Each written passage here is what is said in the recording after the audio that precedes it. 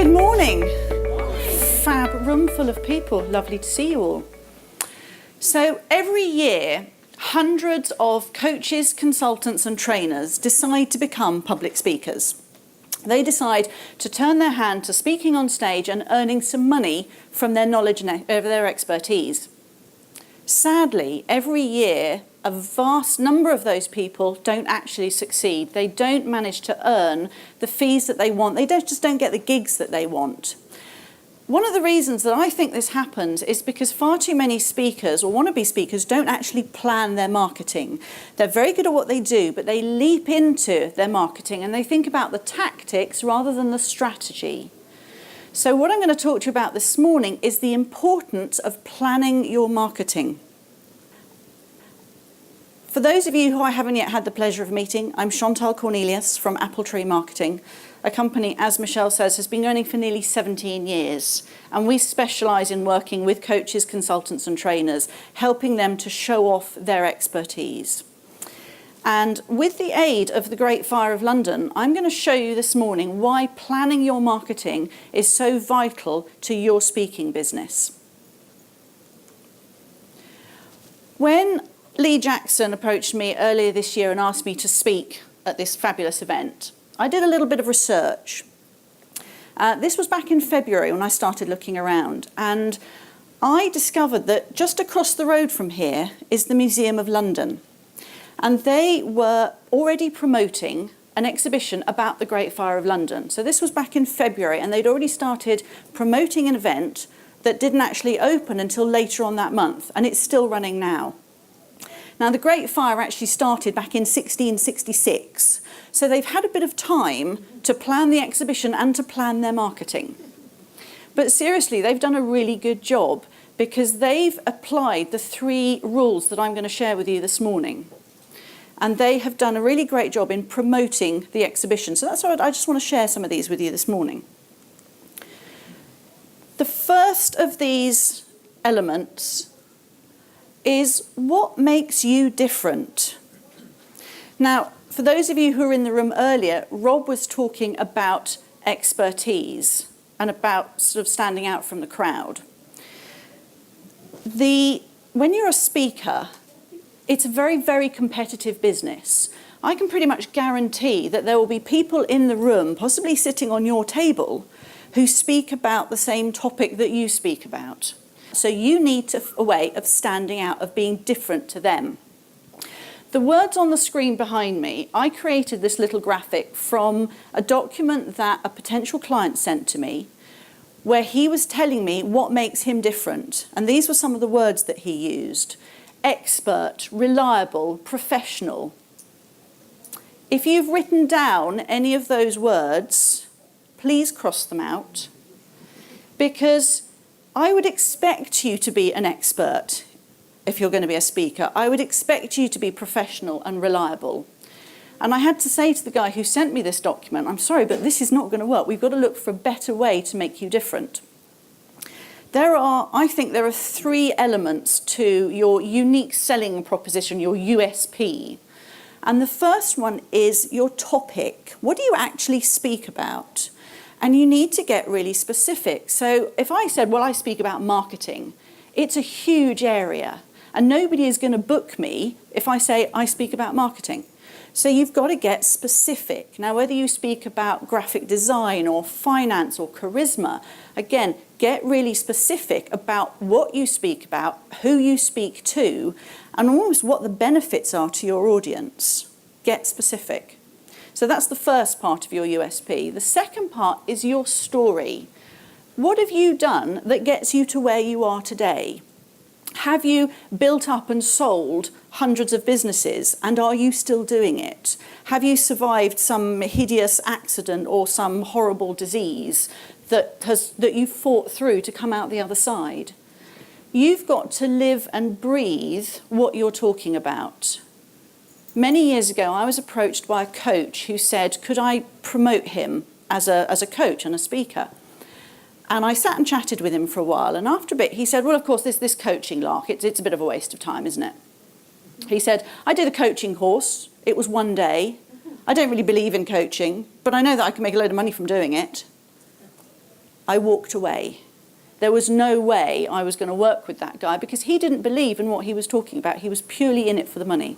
So I had to walk away. He was quite surprised, actually. It was quite liberating. So think about your story. What is it that you've done that has got you to where you are today, and are you still doing it? The third element of your USP is your personality. Who are you? Because when you're a speaker, guess what people are buying? You. They are buying you. So your personality, you need to think about your personality and how that makes you different. Do you stand on stage in a red dress with a pair of boots on? It's a bit of a trademark, dress and boots. Are you a bit of a tigger? Are you a very positive, bubbly person? Do you use humour? Are you terribly serious? I can see bouncing. This is good. Bouncing going on. Tiggers in the room. There are no rights and wrongs. You can be who the heck you want to be, but you've got to stand out. You've got to decide on almost your personal brand, on how you're going to come across, and you've got to let your personality shine through.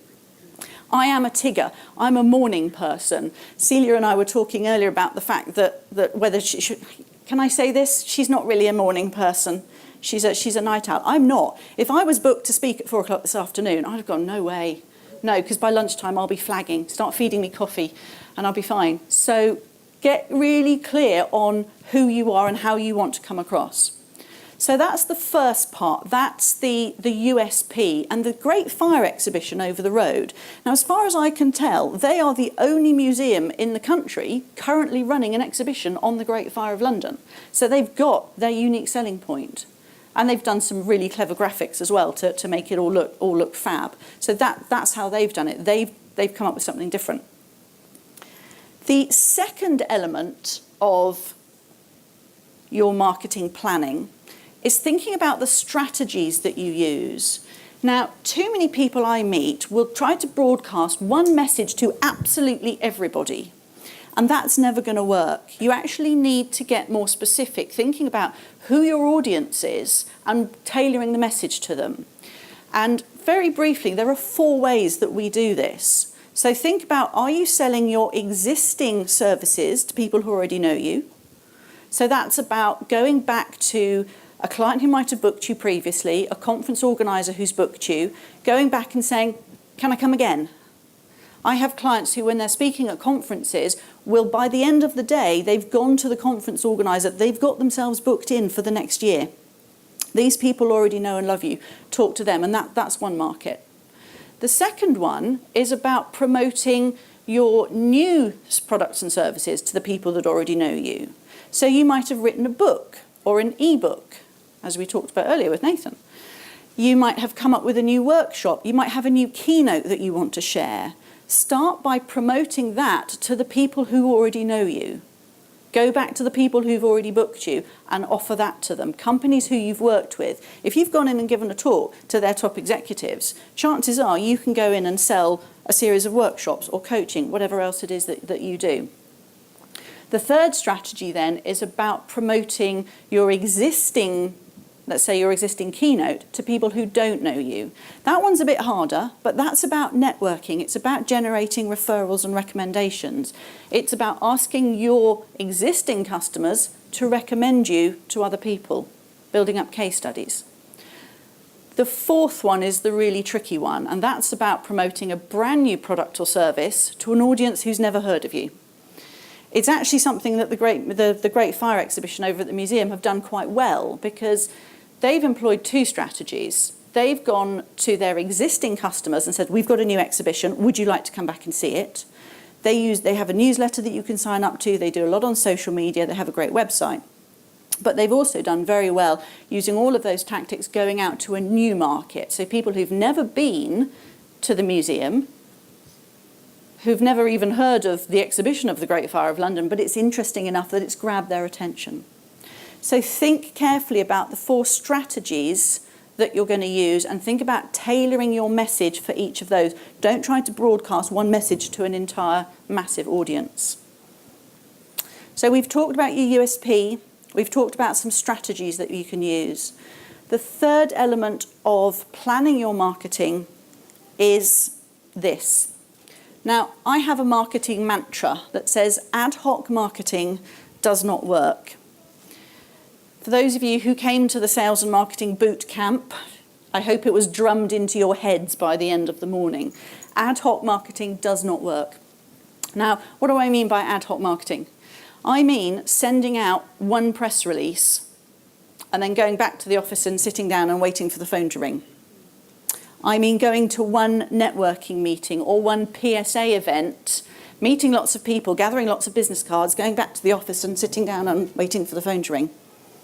It ain't going to happen.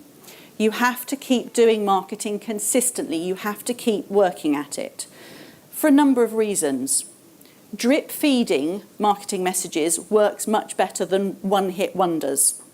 Nathan actually did a fabulous job on promoting the boot camp for us, and that was based around a series of emails that went out. If we'd have just sent out one email, we might have got a few bookings, but we got a much higher level number of bookings by continually sending out emails and tweaking them and changing them and changing them enough to grab people's attention. If you stick to ad hoc marketing, something horrible happens, which I call the feast and famine roller coaster. So what happens is you don't have any bookings, so you rush out and you do some marketing. You go to lots of networking events, you send out lots of information, you contact all the agents that you know, and yay, it works because you start getting bookings and you get busy and you go out and do all those speaking gigs and the money's coming in and it's wonderful. And then you open your diary one morning and you've got no bookings for the next 3 months. Well, that's not very nice. So what do? You rush out and you start doing some marketing again. And you start going to networking events, you start talking to the agents, and you get more bookings. And it goes like this. It goes up and down. So your finance, your income goes up and down on this roller coaster. The amount of work you've got goes up and down. So one month you'll be frantically busy, and the next month there's nothing. And it's actually really stressful because your energy levels will go up and down and your stress levels will kind of actually go up and up. And it's no fun. It's not a fun way to run a business at all. So what you need to think about is a way of doing consistent marketing. Now, when I'm working with clients, we usually end up with a spreadsheet or a giant flip chart quite often. And down the left-hand side, we list all the marketing activities that they're going to do, or that we're going to do for them, that are relevant for their business. And across the top, we list the dates by week. And then we start plugging in the gaps and we fill in what's going to happen and when. So for instance, if we decide that we're going to send out a newsletter, so we send out a newsletter every month and it goes out without fail on the third Wednesday of the month, which means that normally at the beginning of the year, in fact, I did this in November last year, I was on the train going back home out of London, and I sat down and I wrote out the topics for the entire 12 months of this year for my newsletter. I had a mini brainstorming session with myself and I came up with 12 topics. So that needs to be plugged into your schedule so that my system tells me on the first Monday of the month, it's time to write the next issue of my newsletter and here's the topic. And that gives me 2 weeks to write it. I love the writing, I'm rubbish at proofreading. So I write it, somebody else proofreads it, loads it into the system, and it goes out. Quite often it goes out and I've completely forgotten that I've already scheduled it to go out. And it's great because it's ticking over in the background. So no matter how busy you are, no matter how many bookings you've got coming in, how much fabulous international travel you're doing, or even when you're off on holiday, your marketing needs to keep ticking over in the background. Now, planning and scheduling your marketing is also about working out what you've got time to do. So I love writing my newsletter. I love writing blogs 2 or 3 times a month. I love writing tweets and LinkedIn articles and updates. If that's not your thing and you don't have time to do it, firstly, find somebody else to help you. But secondly, think about how much you can actually fit in. So if you can't do a newsletter every month, that's fine. Do one every 2 months, but do it consistently. I had a Twitter discussion with somebody a little while ago because I put out a tweet saying, if you can't find the time to blog every week, just do it every month, but always do it on the same day, like the third Wednesday. And this lady came back going, no, that's ridiculous. If you haven't got time to blog every week, you shouldn't be blogging at all. I disagree.